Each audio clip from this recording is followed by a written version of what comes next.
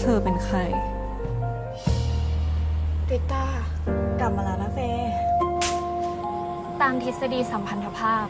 การที่จะเดินทางจากอดีตมาสู่อนาคต มันเป็นไปได้ยากมากเลยค่ะ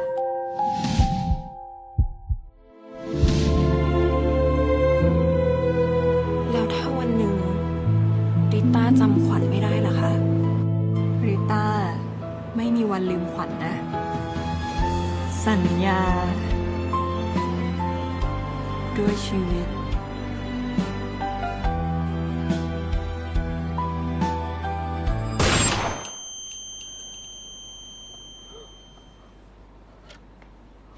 และด้วยชีวิตก็ยัง